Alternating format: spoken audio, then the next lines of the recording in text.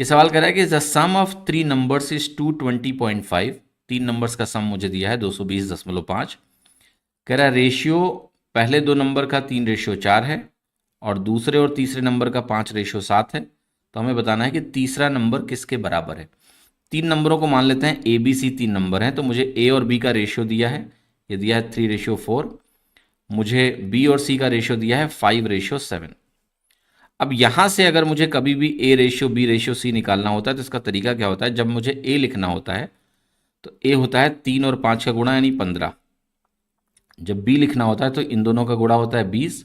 और जब मुझे सी लिखना होता है तो ये 4 और 7 का गुणा हो जाता है 28। तो ए बी सी का रेशियो मुझे मिल गया 15, 20 प्लस 28। इसका मैं टोटल निकालूंगा तो ये टोटल आपको मिल रहा है 63 यूनिट्स।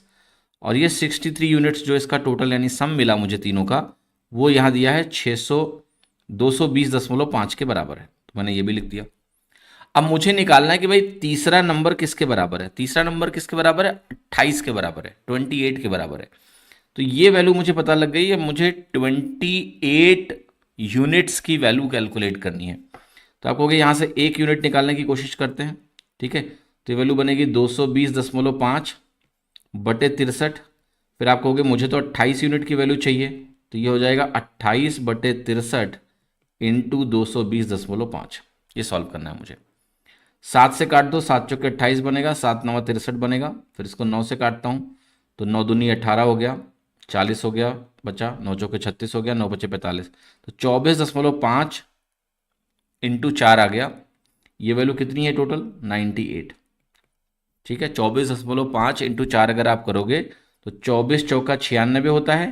फिर 4 का गुणा 0.5 से मुझे 2 और दे देगा, तो वैल्यू कितनी हो जाएगी 98।